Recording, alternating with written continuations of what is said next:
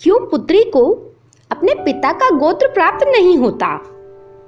क्यों स्त्री को हमेशा उसके पति का गोत्र ही मिलता है? और क्यों एक ही गोत्र में विवाह निषेध माना गया है? ऐसे सभी प्रश्नों के उत्तर हम आज के वीडियो में ढूंढने की कोशिश करेंगे। अगर आपने थोड़ा भी विज्ञान पढ़ा है तो आप जानते होंगे कि स्त्री में XX गुणसूत्र और पुरुष में XY गुणसूत्र होते हैं। ये गुणसूत्र प्राणियों की कोशिकाओं में पाए जाने वाले तंतु रूपी पिंड होते हैं, जो कि आनुवंशिक गुणों को निर्धारित और संचारित करते हैं।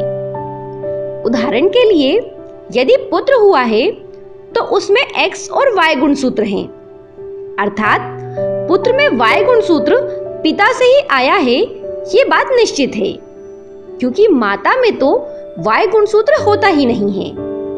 और यदि पुत्री हुई है तो उसमें XX गुणसूत्र हैं, यानी कि यह गुणसूत्र पुत्री में माता और पिता दोनों से आते हैं। सबसे पहले हम XX गुणसूत्र के बारे में और जान लेते हैं।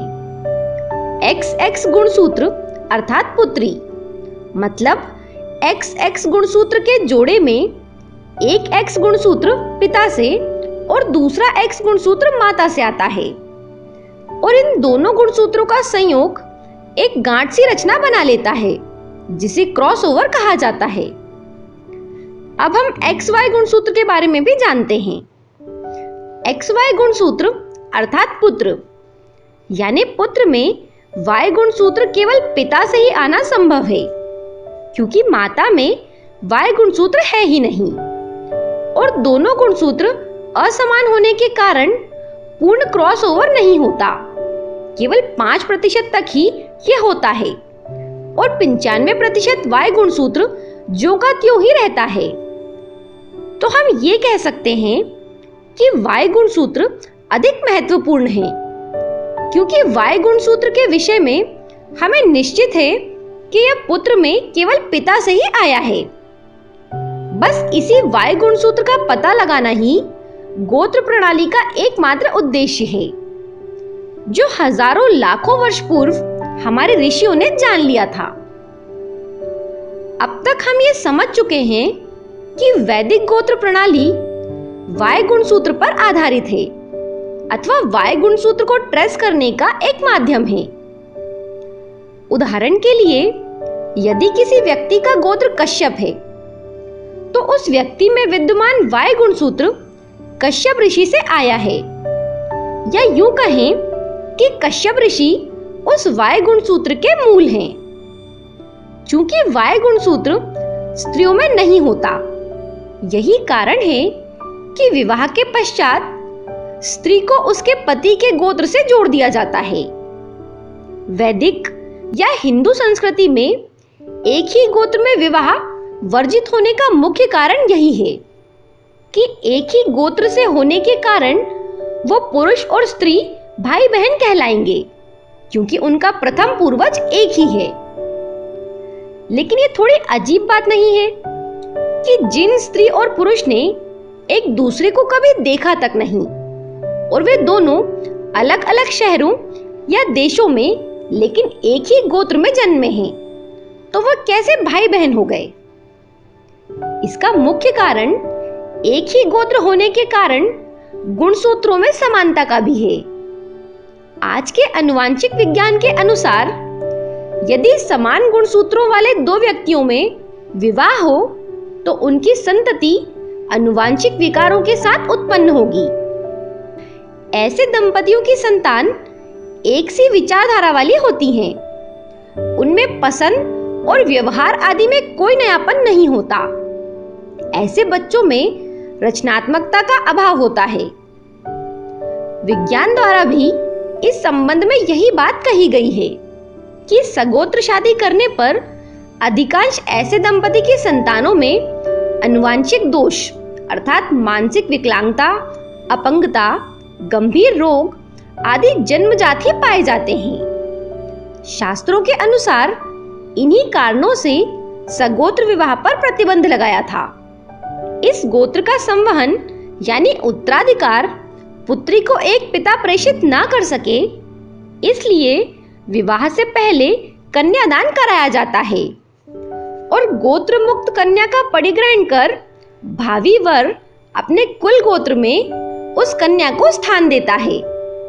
यही कारण था कि पहले के समय में विधवा विवाह स्वीकार नहीं किया जाता था, क्योंकि कुल और गोत्र प्रदान करने वाला पति तो पहले ही मृत्यु को प्राप्त कर चुका है। इसीलिए कुंडली मिलान के समय वैधव्य पर खास ध्यान दिया जाता है और कन्या के मांगलिक होने पर तो और ज्यादा सावधानी बरती जाती है।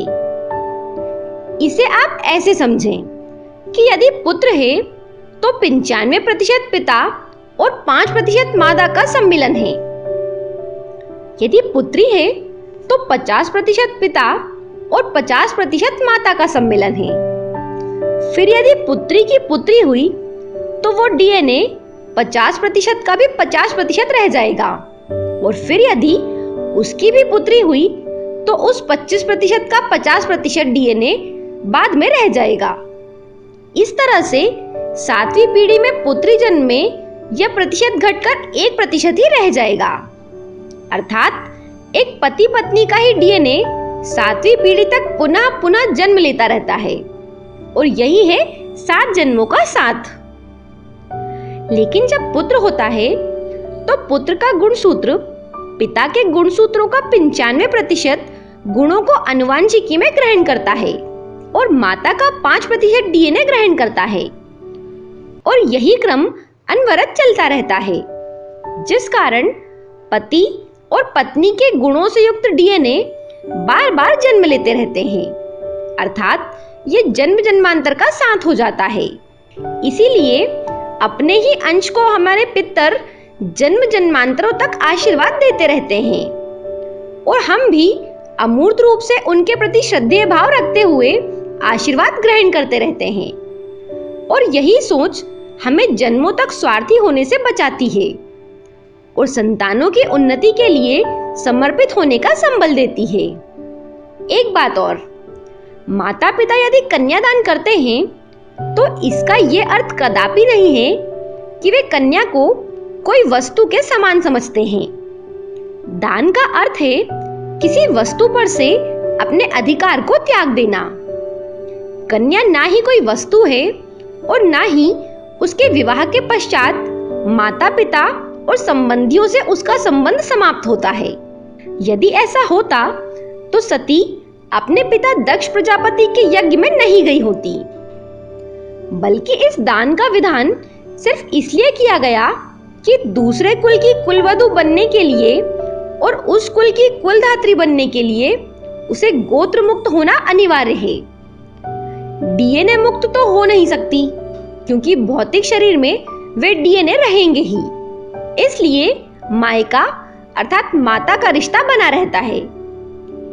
गोत्र यानी पिता के गोत्र का त्याग किया जाता है, तभी वह भावी वर को यह वचन दे पाती है कि उसके कुल की मर्यादा का पालन करेगी, यानी उसके गोत्र और डीएनए को दूषित नहीं होने देगी, वर्ण संकर नहीं करेगी, क्योंकि कन्या विवाह के बाद कुल वंश के लिए रज का रजदान करती है और मातृत्व को प्राप्त करती है। यही कारण है कि प्रत्येक विवाहित स्त्री माता समान पूजनीय हो जाती है। यह रजदान भी कन्यादान की ही तरह कोटि यज्ञों के समतुल्य उत्तम दान माना गया है, जो एक पत्नी द्वारा पति को दान किया जाता है। भारतीय संस्कृति और सभ्यता के अलावा ये संस्कार किसी अन्य सभ्यता में देखने को नहीं मिलते, बल्कि किसी और धर्म में भी ये वैज्ञानिक विचारधारा देखने को नहीं मिलती है। कुछ धर्मों में तो केवल खून के रिश्ते वाले भाई बहनों को छोड़कर अन्य किसी भी रिश्तेदार से विवाह किया जा सकता है। इसलिए ऐसा देखा जाता है कि ज्यादातर विकृत संतानें जैसे एक ही शरीर से जुड़े 2 बच्चे और जुड़वा बच्चे इन्हीं लोगों में देखने को मिलते हैं। ओशो का कथन है कि स्त्री पुरुष जितनी अधिक दूरी पर विवाह करते हैं, उनकी संतान उतनी ही अधिक प्रतिभाशाली और गुणी होती है। उनमें आनुवांशिक रोग होने की संभावनाएं कम से कम होती हैं। उनके गुणसूत्र बहुत मजबूत होते हैं और वे जीवन के संघर्षों में परिस्थितियों का दृढ़ता के साथ मुकाबला करते हैं। इस जानकारी के आधार पर कहा जा सकता है कि एक ही गोत्र में विवाह ना करने की सनातन परंपरा पूर्णतः वैज्ञानिक और दूरदृष्टि वाली है। इस जानकारी को दूसरे लोगों तक भी जरूर पहुंचाएं। धन्यवाद।